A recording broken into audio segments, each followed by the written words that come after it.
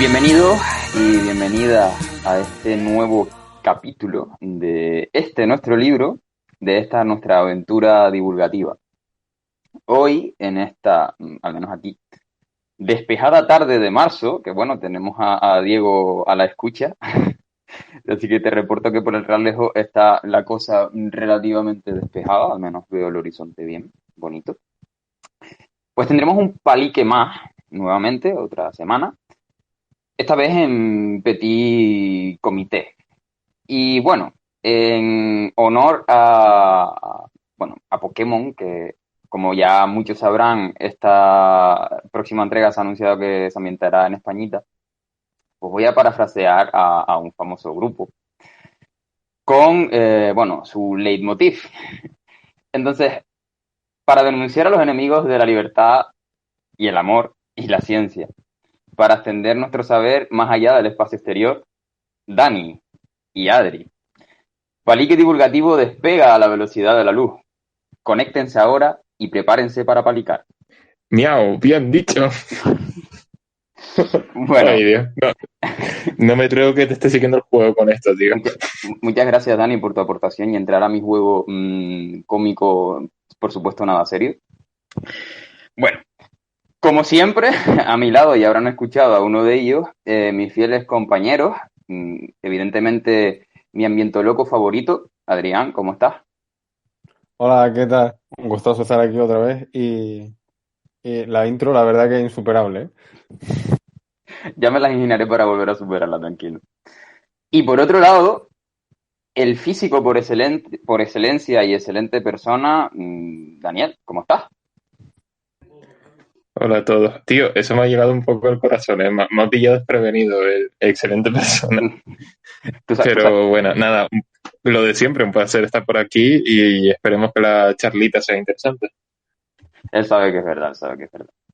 Bien, y por supuesto, un servidor, Rafael Suárez, y también mandarle un saludito a Víctor, que, bueno, no puede estar.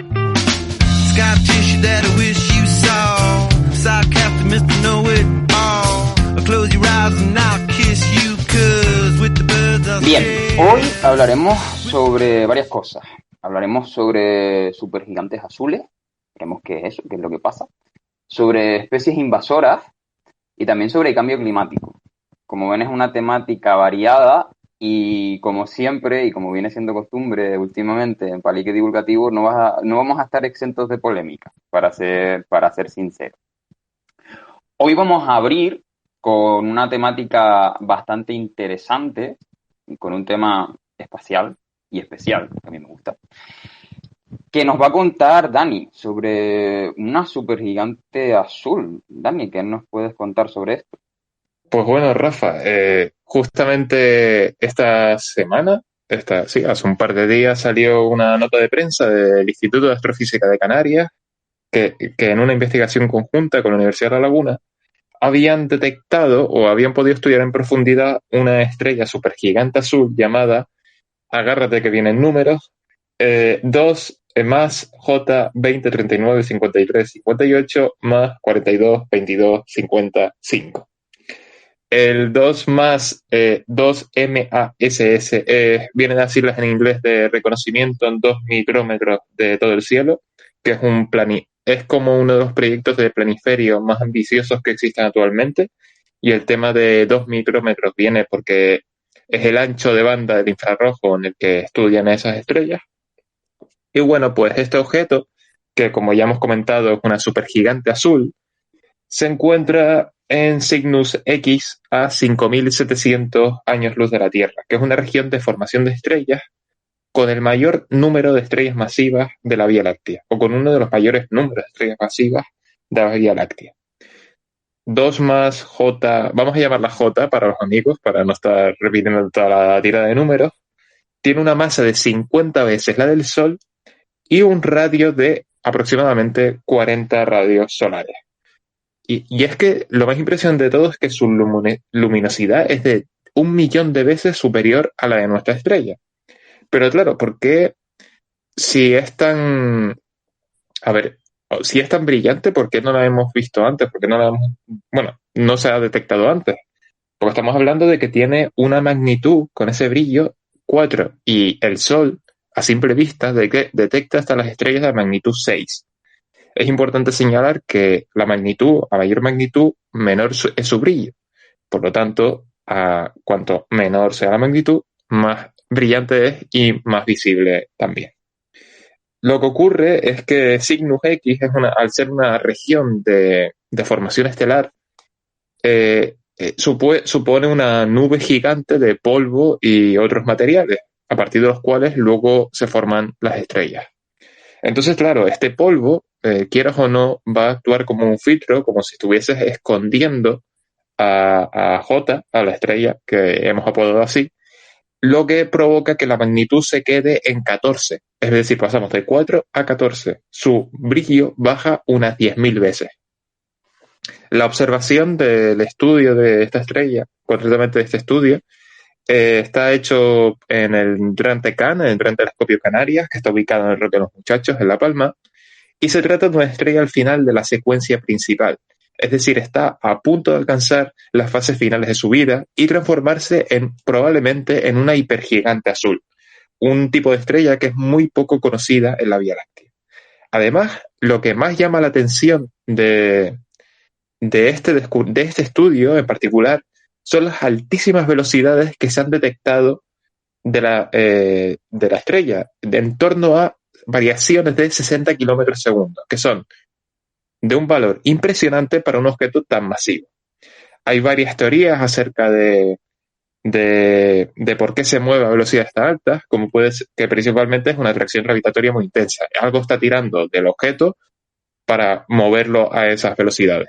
Pero, ¿qué objeto? ¿Qué es lo que ocurre? Pues bueno, hay tres hipótesis. Por un lado tenemos una estrella de masa comparable, que es bastante poco probable, ya que no se ha detectado nada en principio.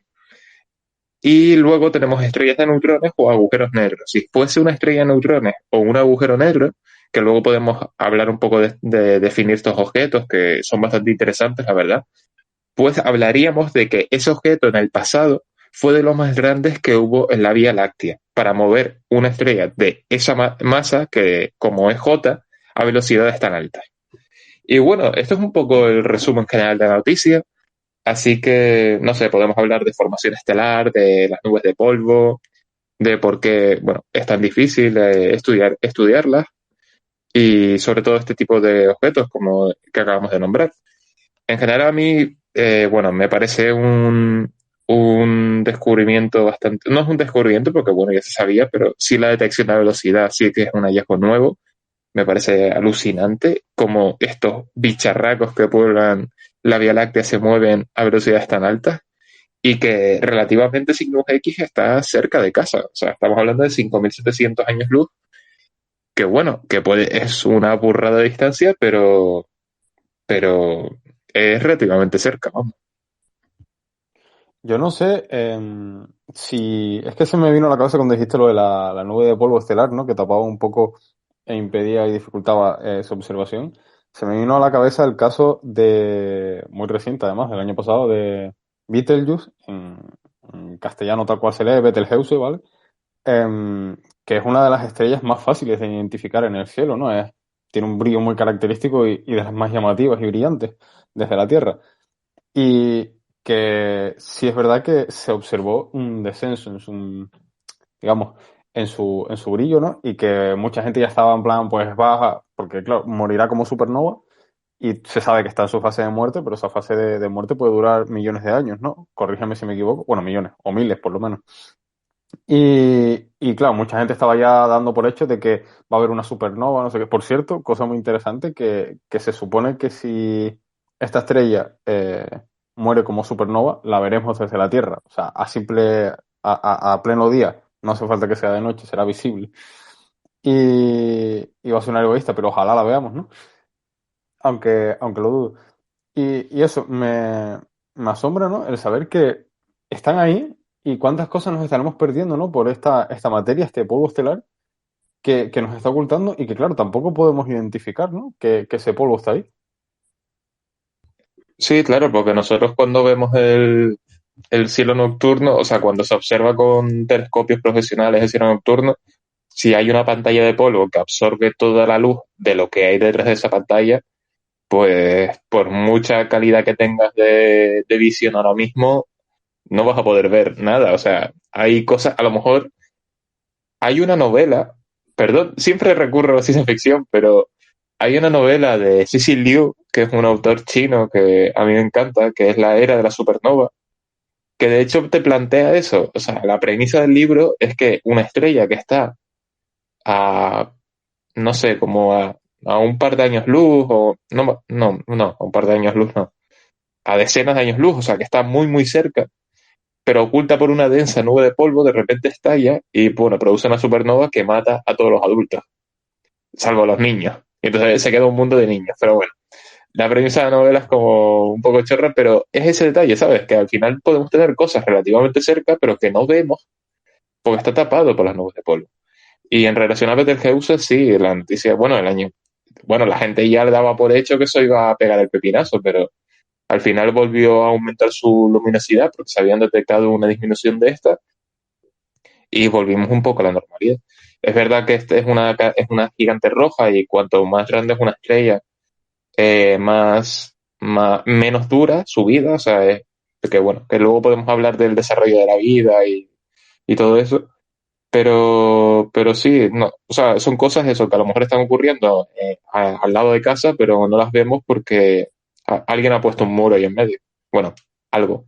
Sí, yo quería comentar también que, bueno, efectivamente el tema del polvo estelar, pues en estos casos, a pesar de que el propio estudio del polvo estelar es muy interesante, pues nos priva un poquito de mucha información, pues como en este caso de estudio.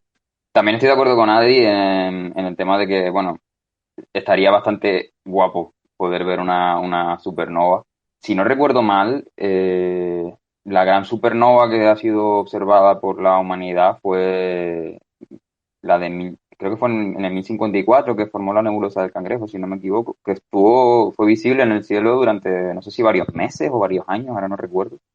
Y la Sí, verdad es sí, que yo creo que, yo, perdón. que- Vale. sí, sí, porque hay reportes de astrónomos chinos, creo, y árabes, si no me equivoco, que la observaron en esa época. Y gracias a esos estudios que se han encontrado y esas observaciones, pues se ha podido datar un poco la fecha de la supernova. Y eso creo que estuvo visible, no sé si varios meses o varios años, pero la verdad que estaría, pues, guay siempre y cuando pues no corramos ningún peligro, aunque no sé si en el vecindario muy cercano hay alguna estrella susceptible de ser una supernova que nos pueda poner en peligro, yo creo que no. Si no, Dani, que me corrija. Pero estaría, desde el punto de vista de la observación, pues estaría bastante guay, no vamos a mentir, la verdad. Es que es eso, o sea, a ver, yo también quiero que reviente Betelgeuse, o sea, me encantaría y es como de repente vas a ver en el día, durante el día, la luna quizás, el sol y un manchurrón brillante en el cielo que es una supernova, o sea, eso es un fenómeno que vive, o sea, que se vive muy poco, o sea, que lo vive en una serie de generaciones contadas en la historia de la humanidad. Y es una cosa alucinante, o sea, que al final es un fenómeno único y que está ahí y que sinceramente sería una pasada. Para todos los que nos gusta el cielo nocturno y el cielo diurno, pues sería una pasada experimental. Bueno, sí, lo que comentabas, que es por astrónomos chinos, etcétera. Y nada, y el rollo es ese. Eh, Actualmente lo bueno que tiene nuestra zona de la Vía Láctea, que estamos en uno de los brazos externos, que es el brazo de Orión, es que la densidad de estrellas no es muy grande. Entonces, la separación entre ellas es bastante importante y en el caso de que alguna explote como supernova, pues es poco probable que nos afecte. En cambio, por eso se dice que las zonas externas de las galaxias en espiral, como es la nuestra, pues son mucho más favorables para la vida, porque estamos hablando de que cerca del núcleo, pues la densidad es mucho mayor, las estrellas están mucho más cerca, sus vidas son mucho más cortas, y si alguna revienta va a arrasar con los planetas que tiene la otra, o sea, es como, pues mi niño, te vas a quedar frito, ¿sabes? Pero está guay, no sé, me gusta mucho y es un fenómeno de los más violentos del universo, porque al final todos los elementos que se forman del hierro en adelante, que sean de origen natural, se forman normalmente en esos casos. bueno, creo que hasta un cierto límite, no me acuerdo cuál. Y, y bueno, es eso, la frase de que estamos hechos de polvo de estrellas, que está más repetida que suena un poco a frase de las galletas chinas, pero de las galletas de fortuna, pero es cierta. Yo creo que es otro ejemplo. Estoy recordando ahora, hace un par de capítulos lo hablamos, ¿no? El tema de que al final da un poco de ansiedad cuando conoces un poco el tema astronómico, ¿no? Da un poco de ansiedad, por así decirlo, el ver lo vulnerables que somos, ¿no? Y lo que, o sea, y lo pequeños que somos, lo que dependemos de todo lo que hay fuera. Y cuando más conoces lo que hay fuera, más sabes que cualquier cosa te puede matar. O sea, me refiero, tenemos asteroides que pueden provocar, a ver, los que... Bueno, Dani es el experto aquí, o sea, que me corrija. Creo que ya hablamos una vez de asteroides y en teoría los más peligrosos pues están identificados, pero puede haber asteroides pequeños y meteoritos, ¿no? Que provoquen daños, aunque sea a una escala más pequeña, pero pueden provocar daños importantes que claro, no tenemos cómo detectarlos. Tenemos que nos venga una supernova que hemos pasado por alto, alguna estrella que hemos pasado por alto y explote como supernova, que es muy poco probable, ¿no? Pero seguimos descubriendo cosas y vete a saber si hay una nube de polvo que no vemos que puede acabar prácticamente con la vida en la Tierra, ¿no? Y un montón de cosas más, ¿no? Y cuando conoces y empiezas a buscar información y tal, y descubres que si los cuásares, o sea, descubres lo que son los cuásares, descubres lo que son las estrellas de protones y todo esto, y es, o sea, es una magnitud de, digamos, no sé cómo decirlo, ¿vale? Pero energía, fuerza, o sea, es una magnitud de devastación, todos esos fenómenos que te hacen sentir pequeños pocos, ¿sabes? Sí, y es que, claro, vivimos en una zona del universo relativamente tranquila, en la que estamos aquí una roca orbitando una estrella de la secuencia principal que, no, que dura, cuya vida es lo suficientemente larga para que se desarrolle la vida en la Tierra, pero es que luego te acercas un poco al centro de la Vía Láctea y ves un caos y una violencia bestial. Y al final, yo qué sé, sin ir más lejos, vale, lo que decías de los pulsar, de los quasar y todo eso, y después los propios agujeros negros, ¿vale? Que son dos objetos como súper impresionantes de quizás uno de los destinos más espectaculares que tienen las estrellas, porque al final colapsa y es como una singularidad de la relatividad, de la relatividad, perdón. En el propio interior del agujero negro no funcionan las leyes físicas porque se trata de una singularidad como tal. Y estamos hablando luego, o sea, claro, agujeros negros nos vienen los de las muertes estelares, pero es que luego tenemos a bicharracos gigantes como Sagitario asterisco. El asterisco no es que sea una nota al pie de página, sino que es parte del nombre, que son de millones de masas solares, o sea, que estaban ahí desde el principio del universo, que no se sabe su origen, que se siguen investigando y que forman parte del núcleo, o sea, están en el núcleo de la Vía Láctea, es como orbitamos todos alrededor de un agujero negro gigantesco. Y me parece una cosa que cuando lo conoces te vuela la cabeza. Igual que el tema de, creo que ya lo hemos comentado en otros paliques, pero esa ansiedad infantil, que no sé si, que yo creo que aquí todos la hemos experimentado, de cuando te enteras de que al Sol le quedan 5.000 millones de años y dices, oh Dios, vamos a morir todos. A mí por lo menos me pasó de decir, la ansiedad esa de descubrir el dato de que esto no va a seguir así, que luego lo piensas y dices, vale, las escalas de tiempo son enormes y bueno, pues ok, pero, pero no sé, es eso, ¿sabes? Ese descubrimiento de niños como muy impactante.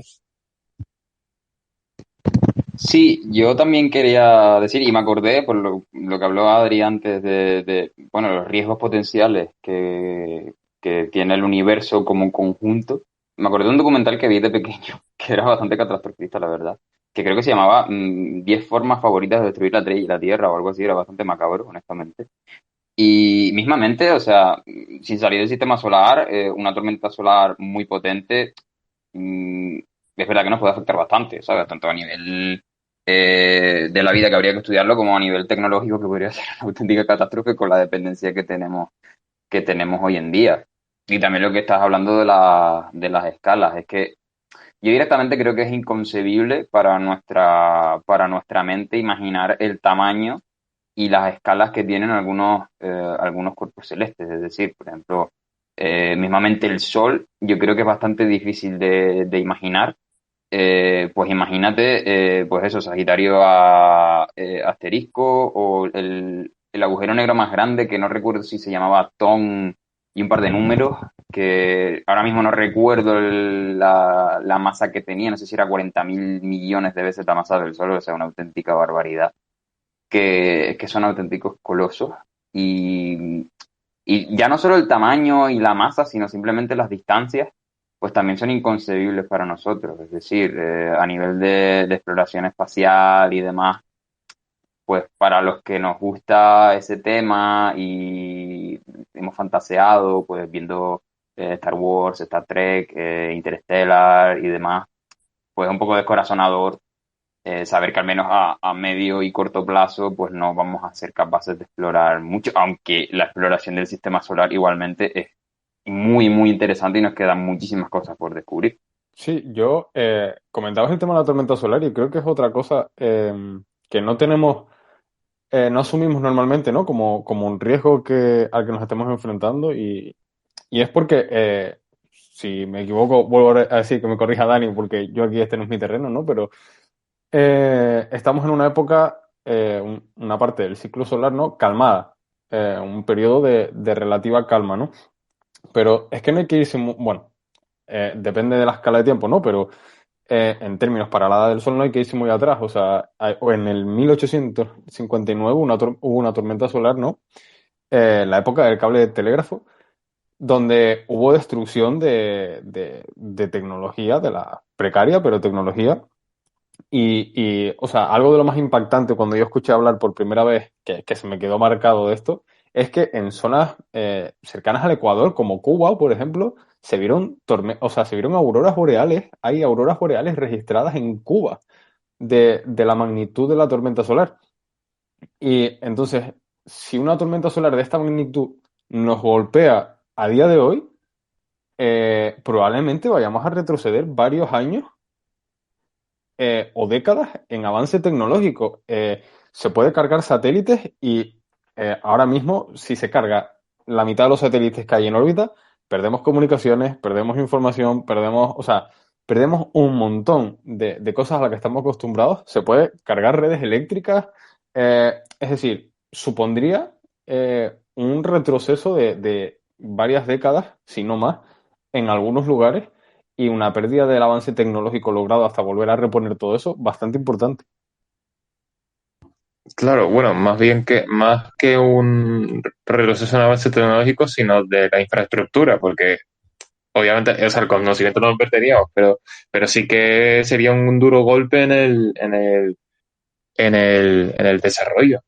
Y porque, vamos, que o sea, genera pues un poco de angustia al final y afecta. Pero claro, y eso que estamos hablando claro, estamos hablando de un fenómeno que dices tú, bueno, vale, dentro de lo que cabe, pues un par de años después la humanidad ya se habría recuperado y ya está, porque esas cosas se arreglan, son cacharros que se arreglan, igual que alguien a una tele de tubo le da 2 golpes y venga, tira para adelante, pues 2 golpes para la tecnología y luego la Tierra y tira para adelante. Pero después te paras a pensar y dices, ok, en 5.000 millones de años, cuando el Sol haya terminado de consumir todo el hidrógeno que tiene y empieza a consumir el helio, se empieza a hinchar y se trague Mercurio, Venus y probablemente la Tierra, ya dices, vale, esto no hay manera de solucionarlo. En el caso de que la humanidad siga ahí, que al ritmo que vamos, no. Pero bueno, y claro, lo piensas y dices, es que esa es la suerte de, no solo estamos bueno, primero todas las condiciones que parecen fortuna y que parece que ha venido un Dios, eso ya será opinión de cada uno, las cuales respetamos desde aquí, pero que parece que ha venido alguien y ha puesto las condiciones necesarias, no solo en la Tierra, para que se desarrolle la vida y se desarrolle la civilización, sino encima en el propio sistema solar, porque estamos en una región de la Vía Láctea que es lo suficientemente calmada para que no haya mucho movimiento. Luego que el Sol es una estrella, la secuencia principal de esta estrella media que tiene una vida suficientemente larga para que la vida se pueda desarrollar en algunos de sus planetas. Y que la Tierra justamente haya caído en la zona de habitabilidad permitiendo así la presencia de agua líquida. Entonces son una serie de afortunadas desdichas, por para frasear la película, que en este caso más que desdichas son bendiciones, y aquí estamos. Y bueno, y lo que nos queda, pero el sol lo que nos da la vida, nos va a dar la muerte, o si no si no acabamos nosotros antes.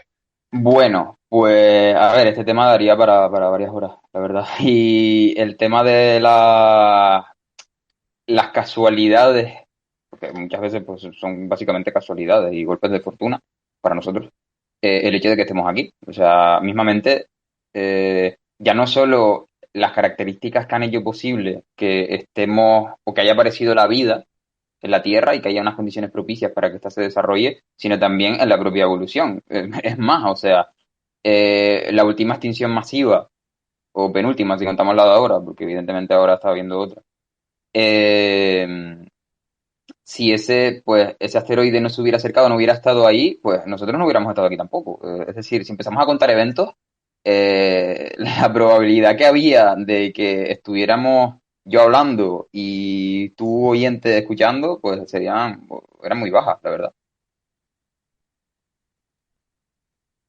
Sí, claro, y bueno, es que nos queda mucho en el planeta si conseguimos sobrevivir y en el caso de la humanidad aguante estos 5.000 millones de años que nos quedan, luego encima pasaremos nada, nos tocaría emigrar y movernos.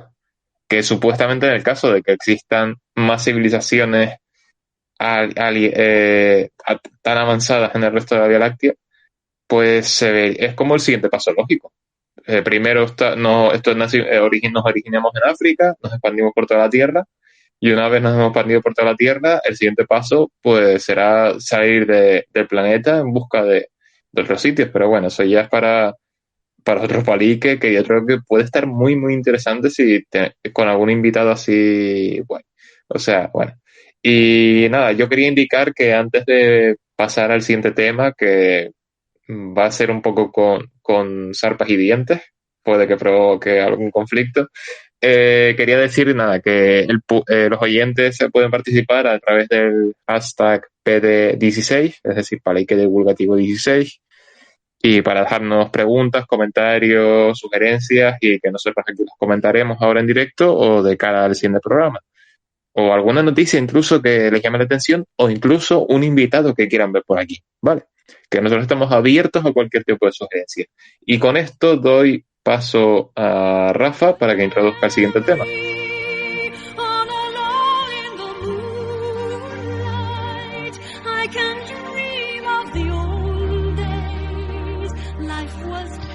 Efectivamente, mi estimado compañero.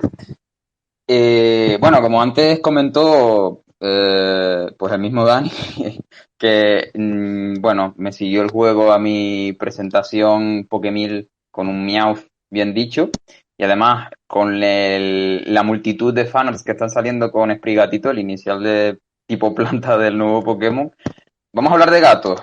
Y este tema nos lo trae, no es exento de polémica, la verdad.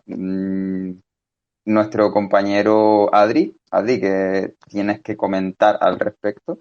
Bueno, primero, ¿no? Creo que es necesario, para quien no conozca un poco los datos, ¿no? Hacer una pequeña introducción, ¿no? Tengo un breve resumen con algunas cifras para ubicar un poco el problema. Y luego ya pasaremos a la polémica de hoy que trae este tema, ¿vale?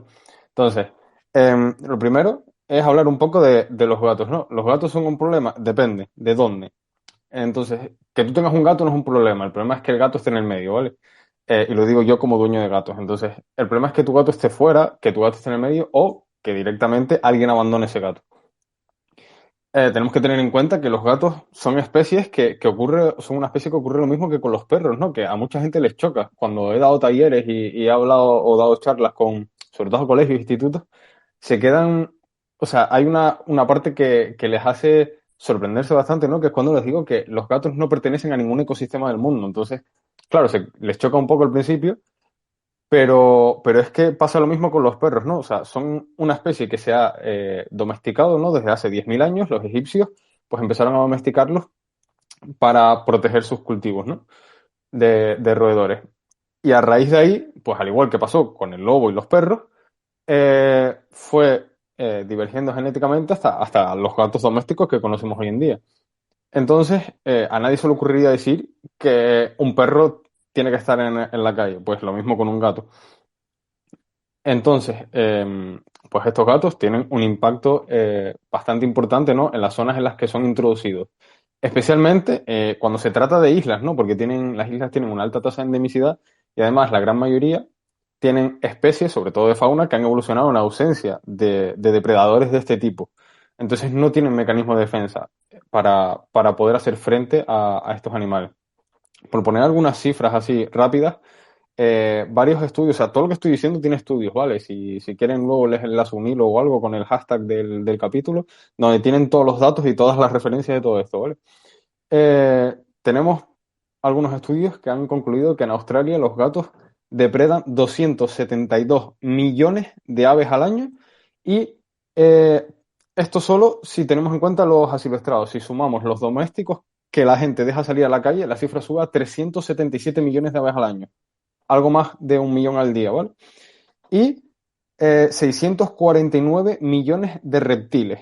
Es decir, un cálculo rápido, 1,8 millones de reptiles al día. O sea, 1 millón de aves al día y 1,8 millones de reptiles al día por los gatos en Australia, ¿vale?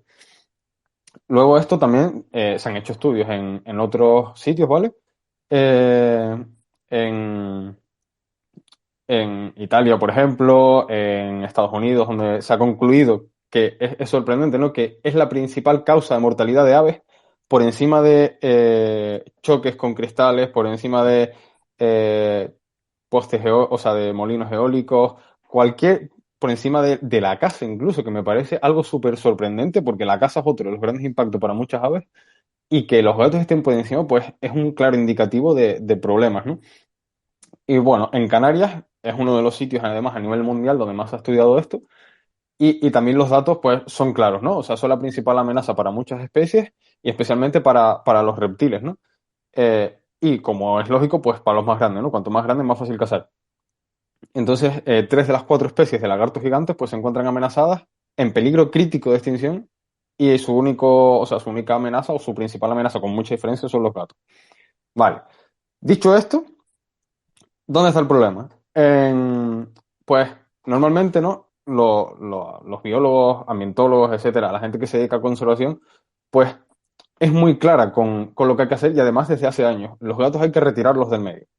¿Dónde viene el conflicto? ¿Cómo se retiran los gatos? Muy bien, nadie quiere matar gatos. O sea, puedo asegurarles que nadie quiere matar gatos, por lo menos del sector del que estoy hablando, ¿vale? Del sector científico. Entonces, lo que se propone es que se destine dinero, se creen refugios y se lleven a esos gatos a recintos cerrados, donde esos gatos puedan ser adoptados y si no pueden ser adoptados porque a lo mejor el carácter no lo permite, pues pasen su vida en un centro con las condiciones necesarias y en buen estado, pero no en el medio. ¿Cuál es la solución que propone el sector animalista, ¿no? Que viene a ser como el sector negacionista de las especies invasoras, prácticamente? Pues el método SER, vale, pero es que captura, esterilización y suelta. Hay varios motivos por los que esto no funciona y varios estudios que concluyen que no funciona y no es efectivo. De hecho, hay estudios en Italia de 30 años de seguimiento donde utilizando esto no se ve reducción ni de ningún tipo en las colonias en las que se aplica. Entonces, ¿qué más impactos tiene esto? Pues que vuelves a introducir al gato en el medio, con lo cual ese gato va a vivir vamos a ponerle entre 7 y 15 años más y va a seguir depredando, con lo cual no está solucionando el problema, lo estás alargando. Son poblaciones abiertas, con lo cual siempre van a llegar gatos, por desgracia, y va a seguir aumentando. Entonces, la mejor solución es llevarlos a un recinto cerrado. Pues bien, siempre que gente que se dedica a la conservación habla sobre esto y expone datos y habla sobre este tipo de soluciones, pues viene gente en contra, ¿no? Y en este caso, como suele ser habitual, pues sale Pacma, que a la conservación viene a ser lo mismo que Cuarto Milenio a la astronomía, ¿no? Prácticamente, algo por el estilo, pues dice que no hay ciencia en esto, que no sé qué, y se avalan en estudios, pero estudios de simulaciones con poblaciones cerradas. Es decir, te lees esos estudios y todos se basan en simulaciones del método SER, muy bien, en poblaciones cerradas. Creo que es lógico suponer que si tienes a 4 gatos y los tienes en 4 paredes cerradas, esos gatos van a terminar muriendo y no va, o sea, la población no va a ir en más si tienes esos 4 gatos castrados. Bien, pero es que no es la situación real. La situación real es en el medio, donde son poblaciones abiertas y donde esos gatos siguen depredando. Entonces, resulta que algún iluminado, porque es que no tiene otro nombre, en Salamanca decidió provocar un incendio y afectar a una colonia felina, ¿vale? Pueden leer los comentarios, está por ahí la noticia. Todos los biólogos, todos los ambientólogos, todas las personas que nos dedicamos a la conservación, estamos totalmente en contra de esto. Y estamos totalmente en contra de que esta persona en concreto haga esto, por supuesto, y queremos pues, que se investigue, se coja y se aplique la ley y tenga la condena que tenga que tener. Y ojalá sea ejemplar. Ahora bien, ¿dónde viene el conflicto? Cuando Pacma hoy dice que esto es culpa del biólogo que salió en Salamanca hablando en no sé qué medio sobre el impacto de los gatos. Esto, por hacer una comparación, sería lo mismo entonces que nosotros, todos los que hemos recibido amenazas de este sector, ¿no? Pues dijéramos que es culpa de Pacma, ¿no? Por decir lo contrario. O sea, no tiene ningún tipo de sentido. Entonces, es que no tiene ningún sentido. O sea, es como los antivacunas, ¿no? Es como intentar justificarlo y no, tú no digas, no des información, ni des estudios, ni des datos sobre la eficacia de la vacuna, porque luego que salga alguien vacunado y haga cualquier cosa, es culpa tuya, entonces, o sea, no, vale, hay que separar. Y creo que es un tema muy polarizado y que no se trata normalmente como negacionismo, y es el claro ejemplo de negacionismo, al igual que los terraplanistas, que los antivacunas, etcétera. Entonces, no sé si tienen alguna pregunta, si alguien tiene alguna pregunta, o si quiere, porque puedo estar hablando de esto, porque la verdad es que en el año y pico que llevo hablando de esto a raíz pues, de mi TFM, de investigaciones en las que he participado y tal, es un tema del que falta mucha información y que cuando la das, básicamente o te tratan de loco o de mentiroso o te insultan y amenazan, ¿sabes? Entonces recibes palos por todos lados, así que no sé, creo que Dani tiene algo que decir. Bueno, se aleja un poco, pero es en relación a cuando hablaste de domesticación de los gatos. Te lo digo desde la pura ignorancia, o sea, ahí sí que me pilla totalmente por banda. Pero bueno, sí se sabe que al final el perro es como un descendiente del lobo, ¿sabes? Viene de la domesticación del lobo. Pero el caso del gato, ¿el gato de dónde narices viene? Claro, el gato viene de una subespecie egipcia que cuando digo esto, normalmente la gente me dice, ah, sí, el gato egipcio sin pelo. No, digo, no, ese es gato doméstico también. Una especie salvaje, Felis silvestris libica, que era una especie pues salvaje de Egipto, ¿vale? El gato, como lo que viene a ser aquí un gato montés, que no es lo mismo que el gato que tú tienes en tu casa. Y de hecho eso es otro problema que se me había olvidado comentar. Las especies naturales, las especies silvestres de gato, el gato montés, por ejemplo, que hay en la península, se están viendo perjudicadas también por estos gatos, porque están sufriendo hibridación y están sufriendo pérdida genética por hibridarse con estas especies, lo cual a sus poblaciones les está afectando de manera importante. Y creo que, de hecho, en uno de los últimos estudios sobre el estado del gato montés, lo fijaban como una de las principales amenazas también, la hibridación con los gatos domésticos.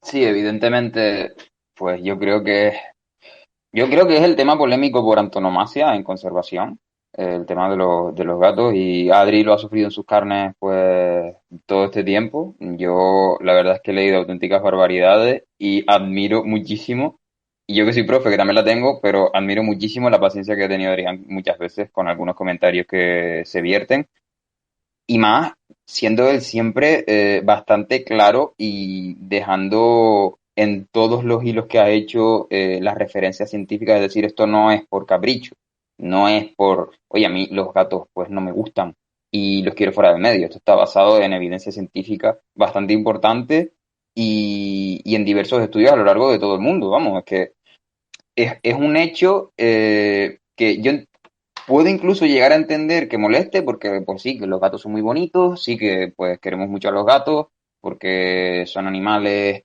de compañía a los que tenemos un vínculo emocional muy importante, pero es que la afectación que producen en los ecosistemas y a especies nativas, principalmente en islas, como ya bien dijo Adri, vamos, es que es innegable.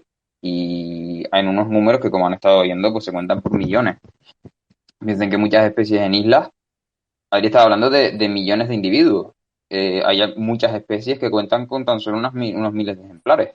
Es decir, la regresión a la que se ven sometidas es brutal y muchas especies han sido extintas ya, están extinguidas, y, y otras han tenido que, entre comillas, sacarse de su hábitat natural para poder mantenerlas, es decir, que no se extingan definitivamente.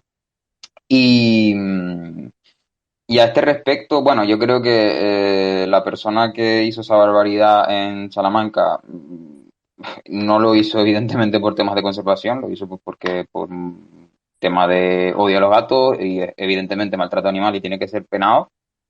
Y es que nadie quiere eso, nadie ha pedido que se prenda fuego a una colonia de gatos, vamos, que es una barbaridad. Lo que sí se ha remarcado en muchas ocasiones es el peligro que supone para la biodiversidad nativa. Básicamente, es que no creo que sea tan difícil de entender. Es decir, tenemos este problema, tenemos una solución que se ha propuesto, que se ha demostrado que no funciona, que hay diversos estudios que han demostrado que no funciona, y, y hay gente que sigue R que R con esa solución, pero sin pararse a ver la evidencia que existe. Sí, yo quería hacer una mención ahora que lo dijiste.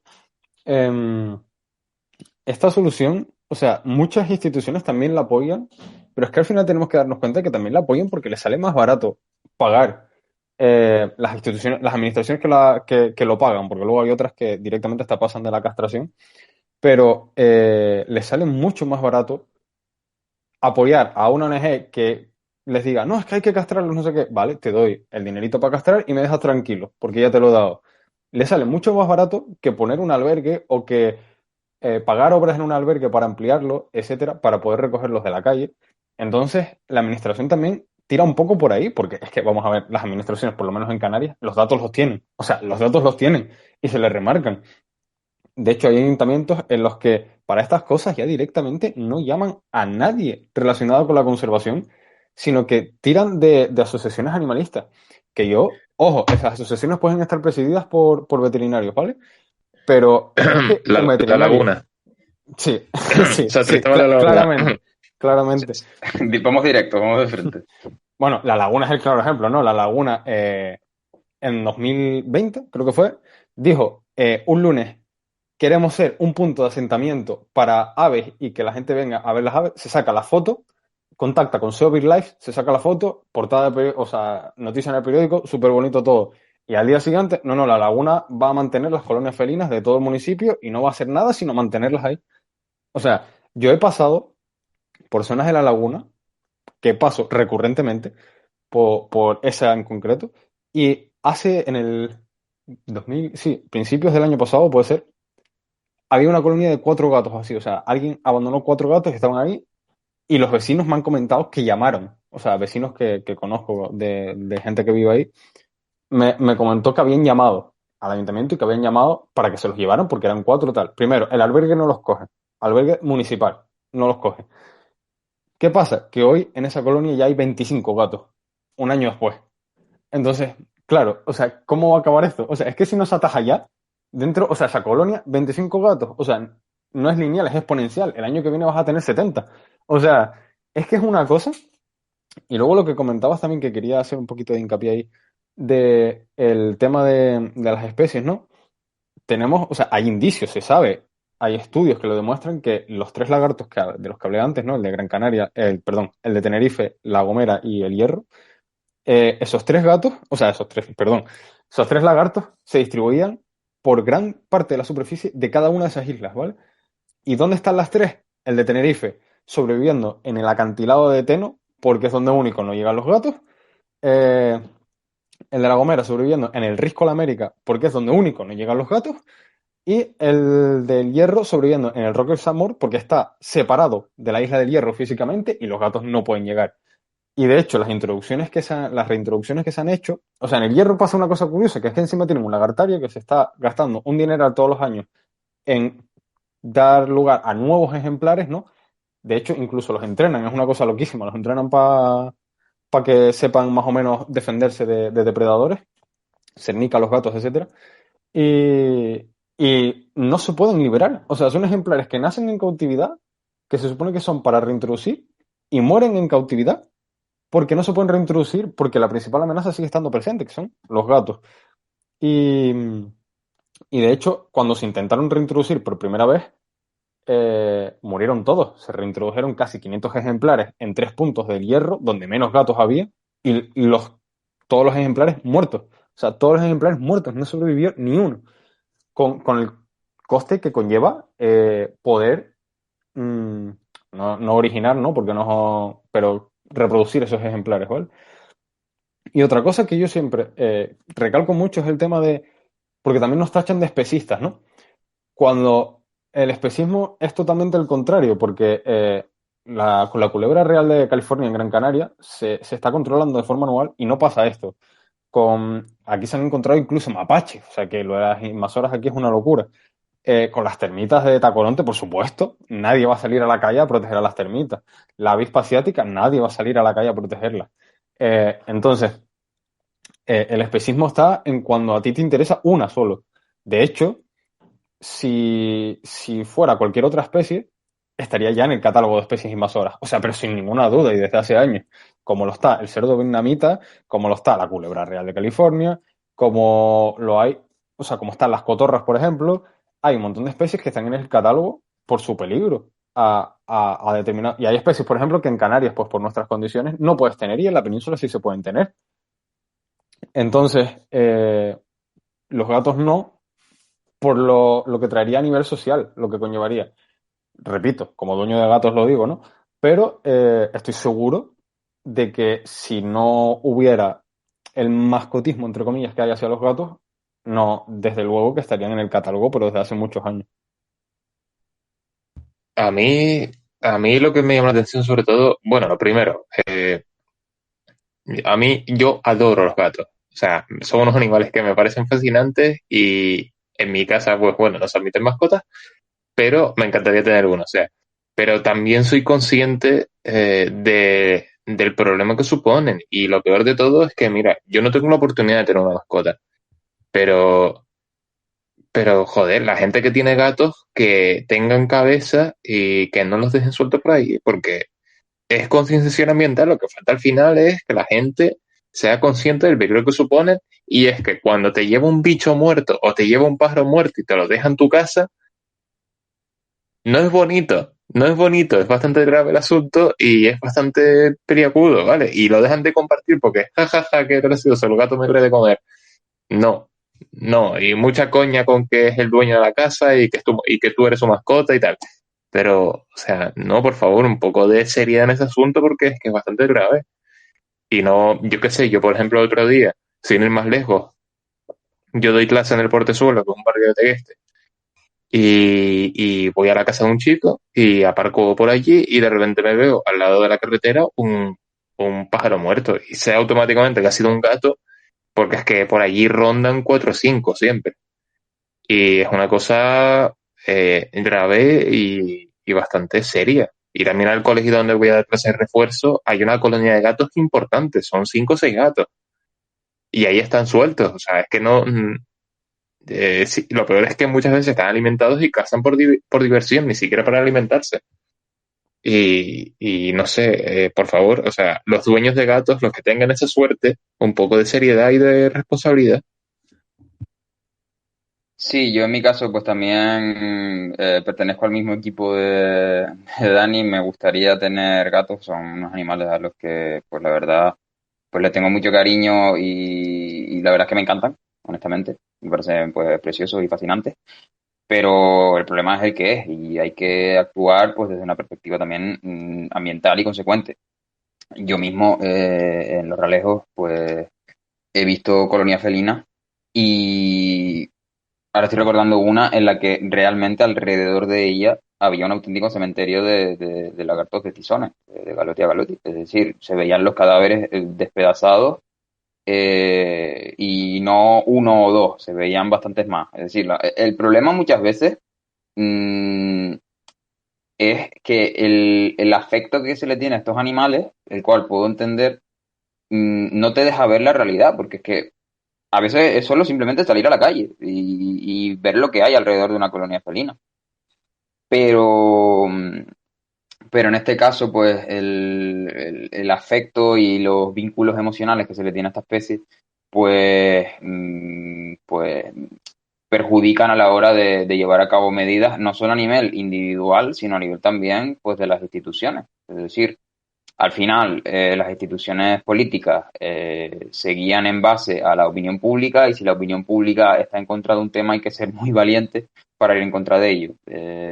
Por desgracia, esto se cumple en contadas ocasiones y tiene las consecuencias que tiene a nivel ambiental.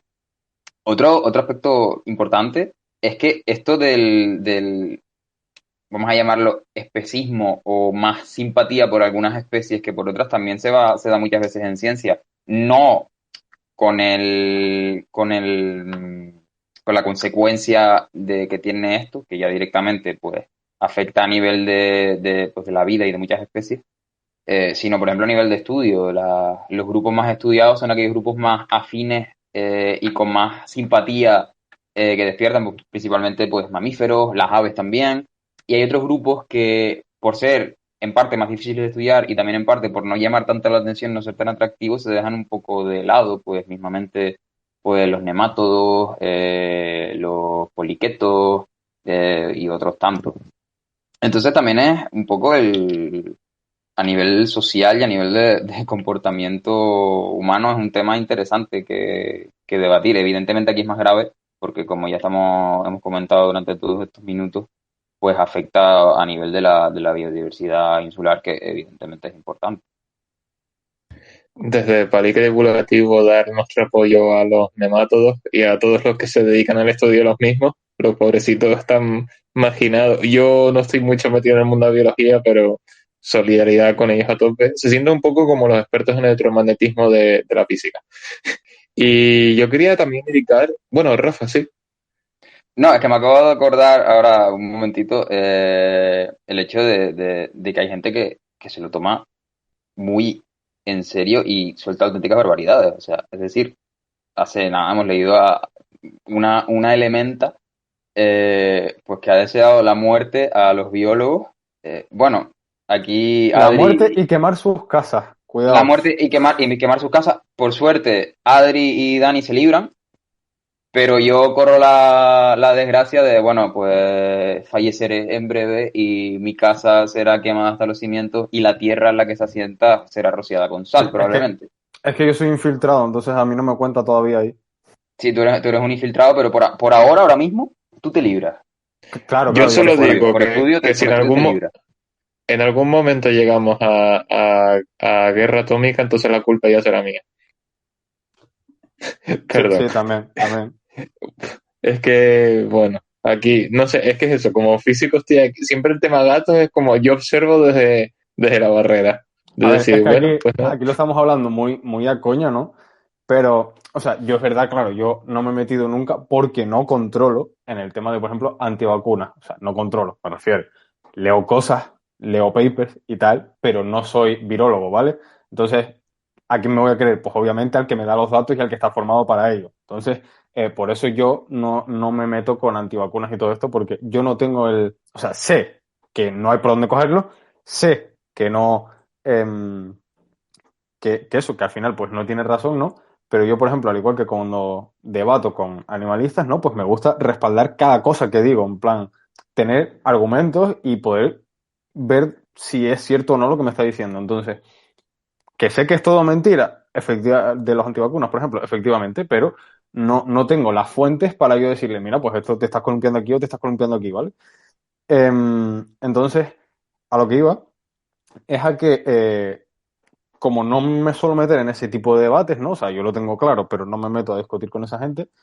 eh, pues no sé si es un poco por eso, con los terraplanistas lo mismo, o es porque de verdad la gente es muy, o sea, con el animalismo me he dado cuenta de que los que son como radicales a muerte, ¿no? El negacionismo muy radical, es que es un nivel de amigo, amiga, no estás bien. O sea, de verdad no estás bien. O sea, el ponerte un avatar y un nombre no te da derecho a ir a nadie a desearle la muerte, a decir que se tiene que morir, a decirle que se suicide, a decir que le vas a quemar su casa, por el simple hecho de dar datos que a ti no te gustan. Que repito, es que son datos. O sea, es que son datos demostrados. Es que no es que me esté inventando nada. No es que le estemos deseando la muerte. Es que son datos demostrados. Entonces, no sé, es como que viven en su burbuja de conspiración ilógica, ¿no? Y se sienten en la potestad de ir a decir, bueno, yo sinceramente, yo lo que recomiendo a todo el mundo con este tipo de cosas, ¿no? Y lo que yo hago siempre es, lo que pasa es que a veces sí es verdad que te sientes como, te dan ganas de responder, ¿no? Y eso no lo puedes evitar. Pero normalmente lo que estoy haciendo cada vez más es denunciar y listo. En plan, ya Twitter se encarga. Y me suele funcionar, ¿vale? Porque normalmente es que se pasa en tres pueblos. Entonces, no sé, yo se lo recomiendo si alguien alguna vez se ve en una situación por el estilo o lee algo por el estilo. Y es que es eso, o sea, el tema, porque bueno, hemos compartido en el hashtag el tweet de Pacma, que dentro del paripé que se monta, pues las formas son buenas en general, pero por favor vayan a los citados de ese tweet y a los comentarios y lean alguna de las joyitas y perlas que deja la gente, que yo lo pienso porque digo, mira, yo cuando tuiteo tengo una máxima. Es algo que diría en la calle, es algo que le diría a una persona en la vida real. Si no tengo el valor de decir eso en la vida real, no lo tuiteo. Sí, pues lo digo, ¿vale? A lo mejor hay bronca, pero lo dices. Pero no puedes ir amenazando de muerte a la gente, aparte de que es delito, aparte de que no se puede. O sea, por favor, un poco de ética, ¿vale? Que no te guste y que siempre en Twitter el ambiente está muy caldeado y la mecha prende muy rápido, pero no, o sea, es que no sé, no, a veces me deja bastante en shock toda esta situación.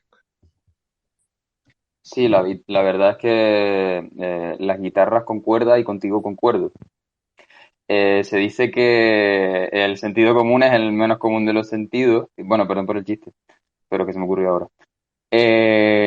Y en estos casos, pues yo creo que se demuestra, ¿no? Porque es que salir de forma anónima y con la protección que te brinda estar detrás de una pantalla a insultar directamente y a desear la muerte a personas por lo que han estudiado y por poner datos contrastados basados en estudios serios, revisados por pares, mm, es que a mí no me entra en la cabeza, solo porque yo creo que la base es diferente a la de los antivacunas, por ejemplo, porque en este caso se basa en la simpatía que se le tiene a un animal, pues por vínculos emocionales o lo que sea, y creo que en el caso de los antivacunas y demás va más por ir en contra del sistema y por creer en conspiraciones científicas de las grandes Bueno, corporaciones. pero a ver, porque claro, esa gente también dice, o sea, hay muchos que dicen que todos los datos que les aporte son mentiras y que al final son datos que damos los que hemos investigado o trabajado con gatos en concreto, ¿no? Para generar un falso problema, digamos, ¿no? La idea de un falso problema para conseguir más contratos para seguir trabajando. Amigos, ¿dónde está mi dinero? Porque yo de verdad que todo lo que he hecho no cobra un puto euro, ¿eh? O sea, yo no sé, alguien se lo está llevando y el número de cuenta está mal registrado o algo porque a mí no me ha llegado un euro. Si alguna vez cobras por eso, inviértelo en Palica y nos montamos un canal de Twitch. Sí, no, la verdad es que sí. O al Por menos cierto, que nos invitas volvemos a a comer. sacar, aprovecho para meter la cuña y si alguien quiere patrocinar esto, nosotros totalmente abiertos, ¿eh? O incluso en un bar, lo podríamos hacer en directo, la verdad. También, yo la verdad que disfrutaría bastante mandándome una buena ensaladita así rica o mismamente unas papas locas, Sí, pues yo para adelante.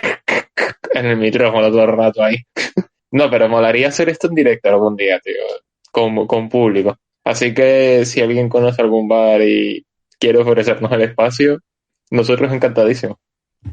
Hombre, preferiblemente la isla de Tenerife, zona centro, ¿vale? No, no Ah, vamos es a ponernos verdad, muy exquisitos, disculpa. pero claro, tampoco vamos a irnos a las 8 de la noche yo qué sé, a Deje, ¿sabes? No, el bar Don Pepe en Toledo la verdad que está bastante bien. Claro, por eso lo digo, ¿no? Ojalá. Bueno, si nos pagan el viaje y la estancia, por mí genial, vamos. Ah, entonces sí, sin problema.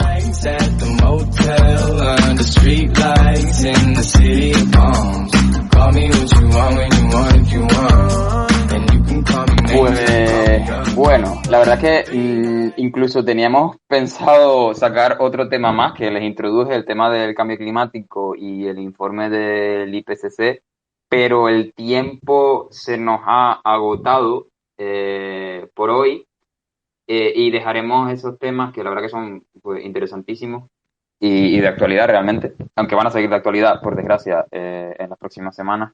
Lo sacaremos en próximos capítulos. Vamos terminando el palique de hoy, que la verdad que no ha estado exento de polémica, como dije, pero ha sacado a relucir temas interesantes por un lado y necesarios por otro.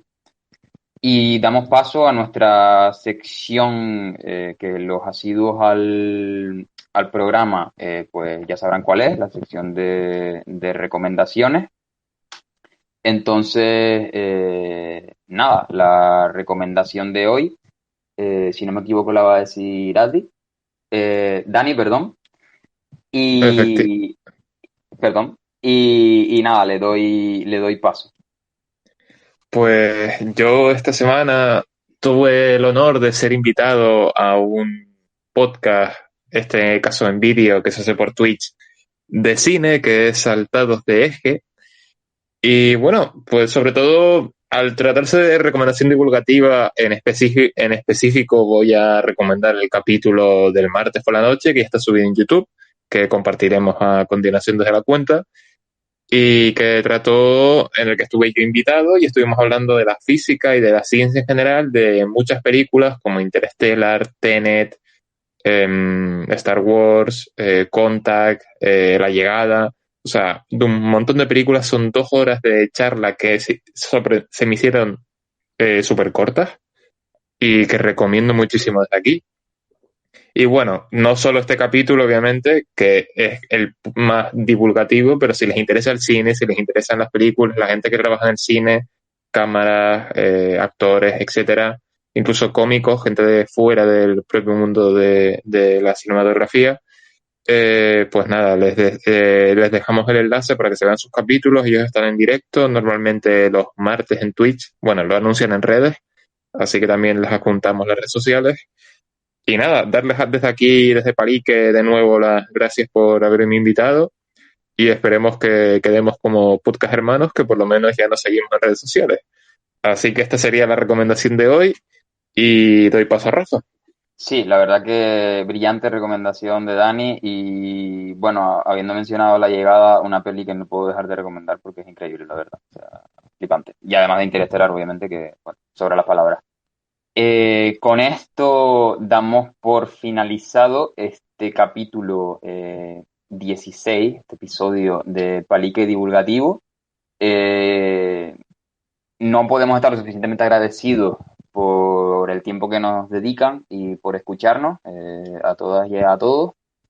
Y bueno, nos despedimos por hoy. Más y mejor la semana que viene.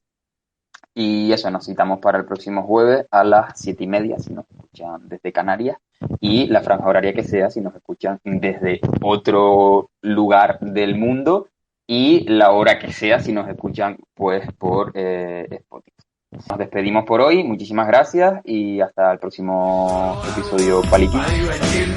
Para divertirme, esto lo hago